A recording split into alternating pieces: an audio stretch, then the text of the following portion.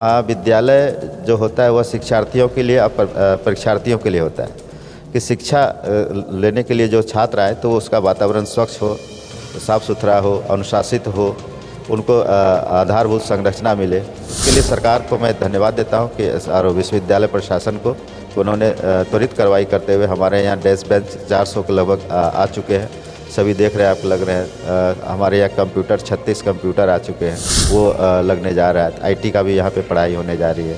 साथ ही विभिन्न तरह के जो इंफ्रास्ट्रक्चर है, एलईडी है, बहुत सारे ऐसे इंफ्रास्ट्रक्चर हैं। तो छात्र लाइब्रेरी है, लैब है। जहाँ तक परीक्षा की बात है तो परीक्षाएँ कदाचार मुक्त, शांतिपूर्वक और परीक्षा अधिनियम जो हमारा विश्वविद्यालय का है वह उसको पूरी तरह से कड़ाई से हम छात्र छात्राओं को, लेकिन हमारे छात्र छात्रा भी बहुत अनुशासित हैं, बहुत शांतिपूर्वक तरीके से पढ़ाई को और साथ साथ परीक्षा भी दे रहे हैं। ये बात तो सही में शुरू में तो परेशानियां होती है, लेकिन परेशानियों के साथ साथ विश्वविद्यालय ने महाविद्यालय के दर्द को समझा और तत्काल हमारे यहाँ हिंदी के भी प्रोफेसर आ गए हैं। नमस्कार, मैं हूँ गोविंद ठाकुर और आप देख रहे हैं ZTV भारत न्यूज। जैसे कि आपको पता है कि साहिबगंज ज़िले के राजमहल मॉडल कॉलेज में अभी फ़िलहाल जो है BA सेमेस्टर 3 का जो है एग्ज़ाम चल रहा है। और ख़ास करके अगर मॉडल कॉलेज की हम चर्चा करते हैं तो ये साहिबगंज के एक नए कॉलेज के तौर पर इसे जो है जाना जाता है। और इस बार का जो एग्ज़ाम चल रहा है वो काफ़ी अच्छे तरीके से एग्ज़ाम चल रहा है, क्योंकि कॉलेज की अगर हम विधि व्यवस्था की बात करें तो यहाँ पर सारा चीज़ जो है अवेलेबल कर दिया गया है। मेरे साथ जो है प्रिंसिपल सर है, उनसे हम लोग बातचीत करेंगे और जानेंगे कि सर जिस प्रकार से मॉडल कॉलेज यहाँ पर खुला, सर खुलने के बाद है सर बहुत जल्द ही सर मॉडल कॉलेज आप धीरे धीरे डेवलप करने लगा सर। और इस बार जो सर जो एग्ज़ाम चल रहा है सर तो बहुत ही अच्छा लग रहा है सर कि यहाँ के जो स्टूडेंट हैं वो लोग सर बेहतर तरीके से एग्ज़ाम दे रहे हैं। सबसे पहले तो आपको बहुत बहुत धन्यवाद कि आपने लगातार महाविद्यालय के समस्या और इसके समृद्धि के लिए भी लगातार आपके चैनल के माध्यम से समाज में, विश्वविद्यालय में और सरकार में भी आप बातें उठाती रही, और जिसका कि परिणाम है कि आज मॉडल कॉलेज में एक मॉडर्न कॉलेज के रूप में, एक आदर्श कॉलेज के रूप में उभरता हुआ हमारा महाविद्यालय है।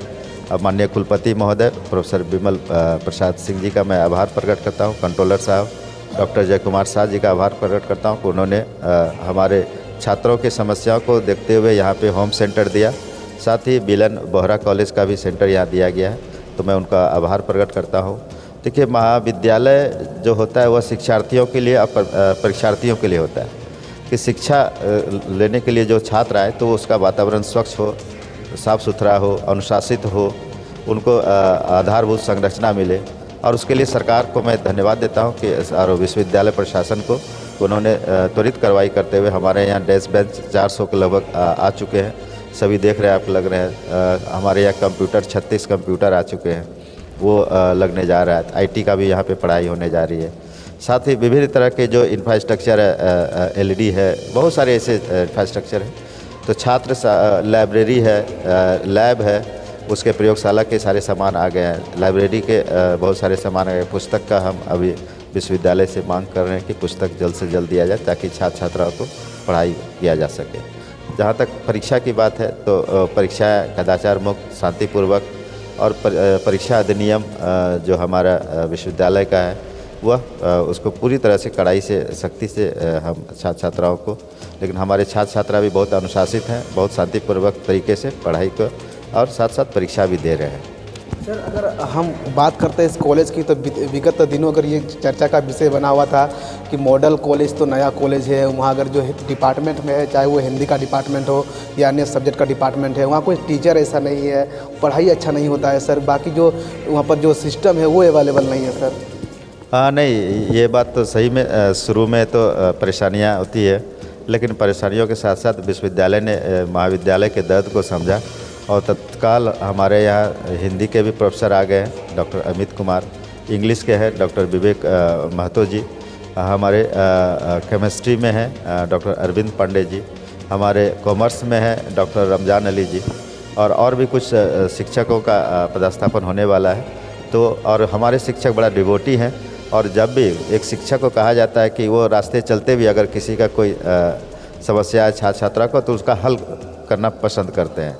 जो शिक्षक होते हैं वो कहीं पर भी अपना छात्रों की समस्या का समाधान के लिए वो हमेशा तत्पर रहते हैं। और उसी के कारण है कि यहाँ पे मैंने कह दिया कि क्लास किसी भी सूरत में बंद नहीं होगी। परीक्षा के क्रम में अगर कोई छात्र 2 ही छात्र आते हैं तो उसका क्लास लिया जाता है। उसमें जो भी सिलेबस है या फिर नोट्स है या फिर उसको किसी तरह का कोई कंपटीशन की अगर बात करें तो कंपटीशन भी हम लोग यहाँ पे तैयारी करवाते हैं। हमारे जो शिक्षक नए शिक्षक आए हैं, किसी को अगर एक हम लोग नया चीज़ यहाँ पे उपलब्ध कराया है छात्रों को, क्रिएटिव, इंग्लिश हो या हिंदी हो, कि क्रिएटिव आप कुछ कविता लिखें या फिर कुछ कहानी लिखें या कुछ ऐसे चीज़ लिखें ताकि आप में क्रिएटिविटी बढ़े।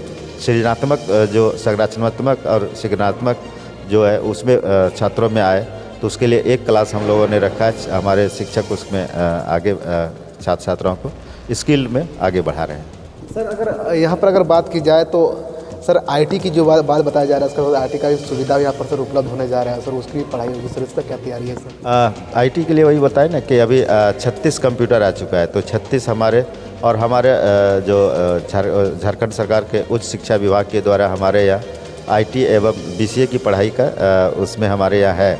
लेकिन विगत 2 साल से चूँकि हमारे यहाँ कंप्यूटर नहीं था, इसलिए हम लोगों ने एडमिशन नहीं ले रहा था। लेकिन हमको लगता है 2025-26 सेशन से हम लोग इसके लिए विश्वविद्यालय से परमिशन लेंगे और हम कंप्यूटर और जो आप आईटी की बात करते हैं, बीसीए की बात करते हैं, तो वो हम लोग जल्दी स्टार्ट करेंगे।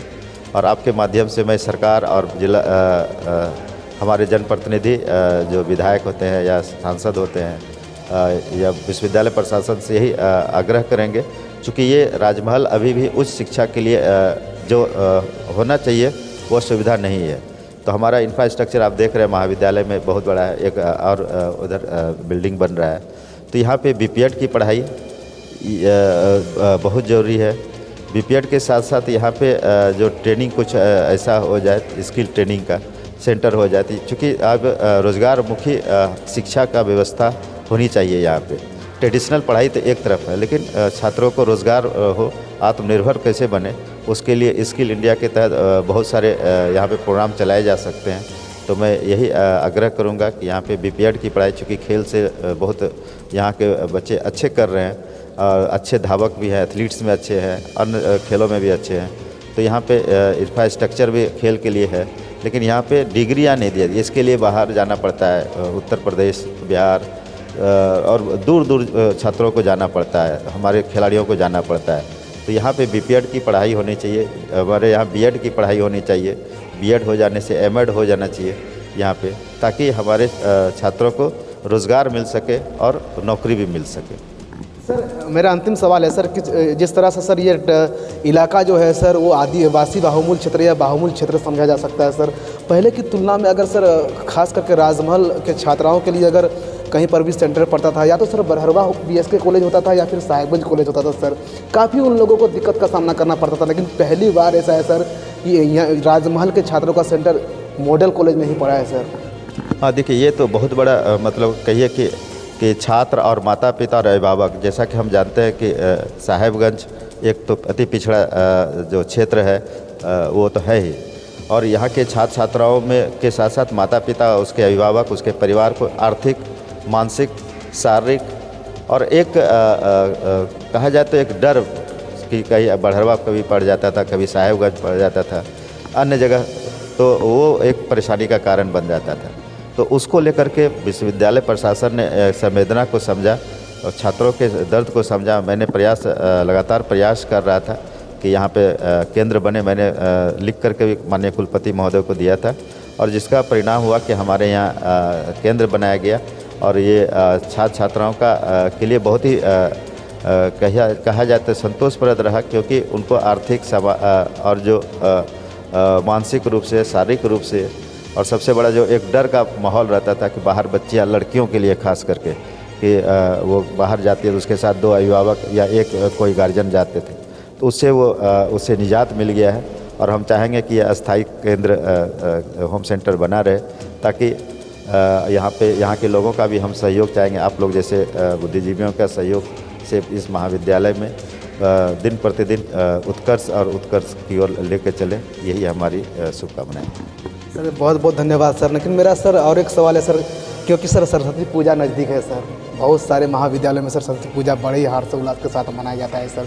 मॉडल कॉलेज में सर इस बार क्या किया, और छात्र चाह रहे हैं सर कि इस बार पूजा जो है बड़े ही धूमधाम से हो सर। हाँ नहीं देखिए, हम लोग जब 2022-23 में कॉलेज का स्थापना हुआ तो उस समय से ही मैंने सरस्वती पूजा, चूँकि सरस्वती पूजा कहा जाता है कि मैं खुद छात्र जीवन में सरस्वती पूजा के दिन सुबह सुबह स्नान करके नए कपड़े पहन करके और स्कूल की ओर हम लोग भागते थे और वहाँ पे वो सरस्वती वंदना से लेकर सारा होता था। तो निश्चित रूप से हम हमारा ये दूसरा या तीसरा साल है और इस बार भी हम लोग धूमधाम से मनाएंगे। हमारे बहुत सारे छात्र ने आकर के आग्रह किया कि सर हम लोग मनाने को बोला कि महाविद्यालय में और स्कूलों में सरस्वती पूजा नहीं मनाएगा तो कहाँ मनाएगा। तो इस बार हमारे सांस्कृतिक कार्यक्रम भी बच्चों के द्वारा कराया जाएगा। कुछ क्विज कंपटीशन भी बच्चे रखे हैं कि बच्चे करें, तो सांस्कृतिक कार्यक्रम इसका मुख्य फोकस में रहेगा। बहुत बहुत धन्यवाद सर कि जिस प्रकार हमारे साथ अगर खास करके अगर मॉडल कॉलेज की बात करते हैं तो प्रिंसिपल सर हमारे साथ जुड़े होते हैं। जिस प्रकार सर ने बताया कि मॉडल कॉलेज जो है नया कॉलेज है, खास करके अगर शिक्षा के क्षेत्र में देखा जाए तो ये उभरता हुआ कॉलेज है और राजमहल में इस शिक्षा के दृष्टिकोण से जो डेवलपमेंट होना चाहिए था, जो विकास होना चाहिए था, वो अब भी पिछड़ा हुआ है। सर ने यहाँ के चाहे स्थानीय जनप्रतिनिधि हो या सरकार से आग्रह भी किया है, चाहे वो जो है डिग्री कॉलेज के अलावा कई ऐसी जो सुविधाएं हैं वो तत्कालीन जो अगर राजमहल की अगर हम बात करते हैं तो यहाँ पर धीरे धीरे जो है व्यवस्था सुदृढ़ हो। लेकिन अब देखने वाली बात होती है कि सरकार इन बिंदुओं पर क्या कुछ पहल करती है। Govind Thakur, ZTV Bharat news, Sahibganj.